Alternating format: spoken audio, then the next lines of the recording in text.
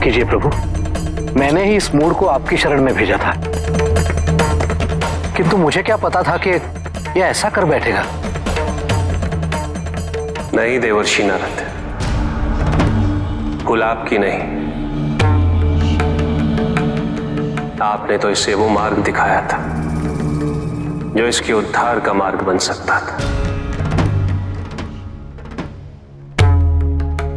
किंतु स्वतंत्र इच्छा के नाम पर कोई भी व्यक्ति अपने वरदान का उपयोग करे या दुरुपयोग, ये तो उसी पे निर्भर करता है। शक्ति प्राप्त होने से कोई शक्तिशाली बन जाए ये सत्य नहीं। शक्ति का सम्मान व वहन करने की क्षमता होनी चाहिए, और यह क्षमता किसी वरदान से प्राप्त नहीं होती, ये तो हमारे भीतर ही विकसित होती है।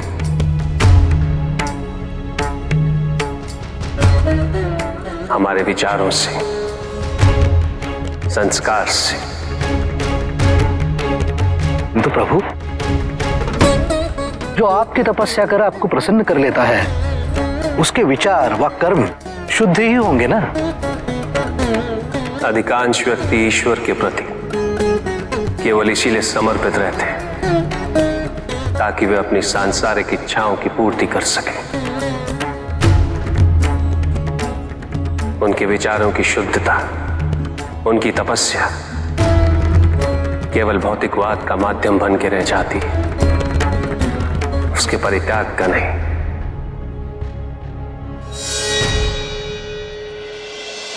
अहम भाव से ग्रसित ऐसे व्यक्ति अपने से परे देख ही नहीं पाते।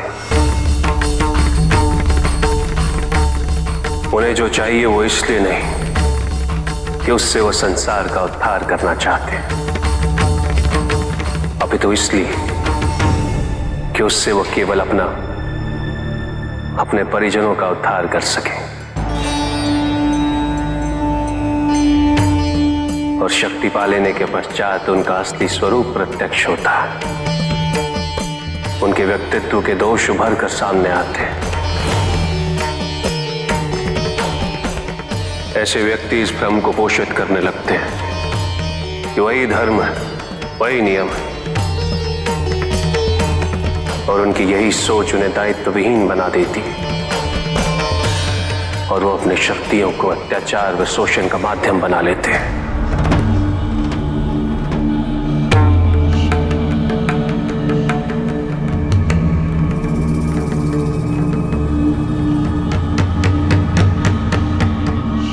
जब जब वरदान को अहित व अन्याय का माध्यम बनाया जाएगा, मैं या नारायण किसी भी रूप में अवतरित होके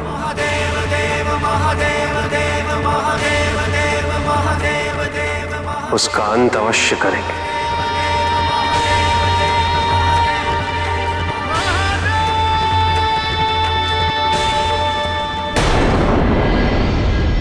महाराज, महाराज रुक जाइए, महाराज रुक जाइए, ऐसा अनर्थ मत कीजिए, आत्मदाह मत कीजिए महाराज।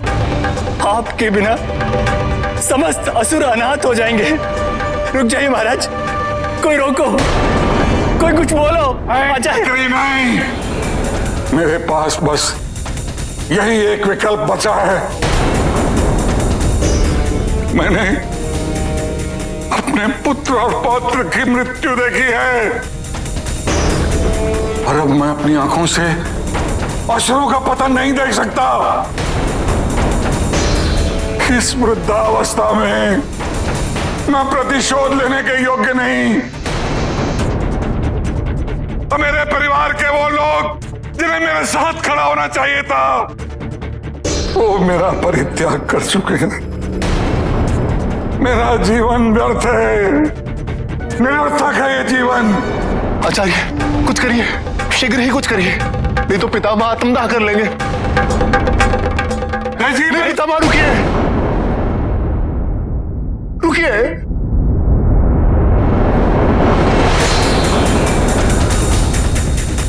हम आपके साथ हैं पितामह।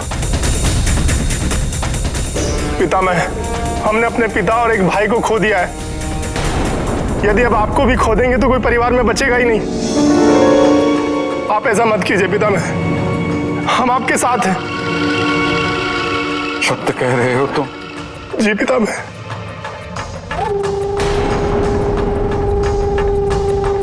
मुझे तुम तीनों से यही अपेक्षा थी।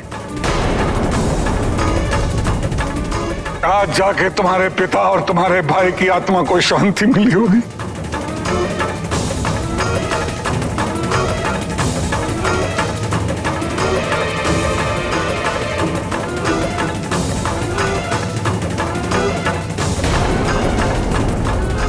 देख रहे हो शिव, तुम्हारे चंगुल से निकाल दिया मैंने अपने पौत्रों को। अब हम तुम्हें बताएंगे प्रतिशोध क्या होता है।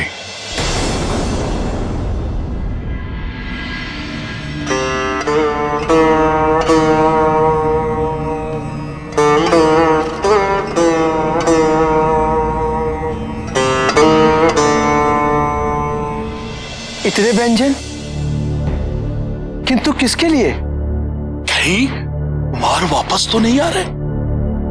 नहीं, माता को कुमार की अनुपस्थिति सता रही है। जब से कुमार यहां से गए हैं, तब से मैंने माता को मुस्कुराते हुए नहीं देखा है। माता कुमार को भूल नहीं सकती और उनके पास जा भी नहीं सकती है।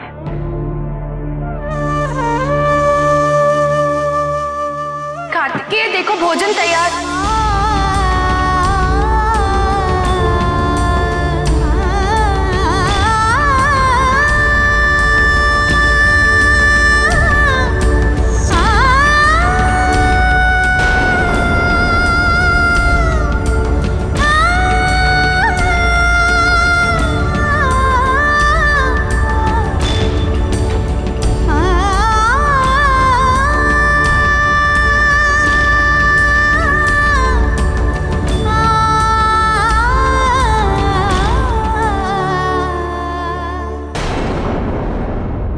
मेरा स्वागत करने हेतु असुर त्रिपाद हम पर आक्रमण अवश्य करेगा। केवल यह सिद्ध करने हेतु कि उसे किसी का भी भय नहीं, वह अवश्य प्रयत्न करेगा आपके मनोबल पर घात करने का। और इसलिए हमें जितना शीघ्र हो सके प्रशिक्षित होना होगा, सुनियोजित होना होगा। इसीलिए हम आपसे निवेदन करते हैं कि आज से दक्षिण क्षेत्र की सेना का नेतृत्व आप ही करें।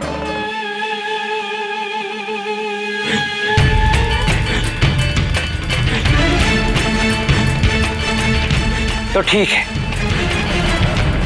आज से ही असुरों के विनाश की प्रक्रिया आरंभ होती है। यदि आपकी अनुमति हो तो क्या हम आपको मुरुगन के नाम से पुकार सकते हैं? मुरुगन?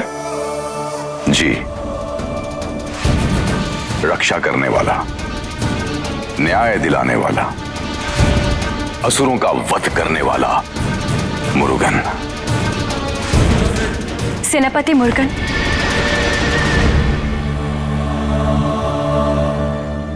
मैं भी आपके साथ युद्ध के लिए चलूंगी। मुझे मेरे माता पिता ने यही सिखाया है कि स्त्री शक्ति के बिना पुरुष शक्ति अधूरी है। जहां पर स्त्री और पुरुष में समानता नहीं, वहां पर संपूर्ण सफलता असंभव होती है। आप इस सेना में सम्मिलित होकर समस्त स्त्रियों को प्रेरित करेंगे। स्त्रियों का सम्मान और भी बढ़ेगा।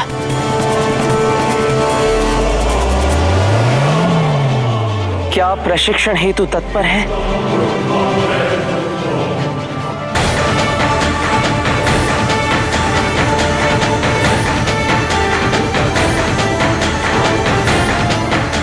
अवश्य, मैं सदैव आपकी कृतज्ञ रहूंगी।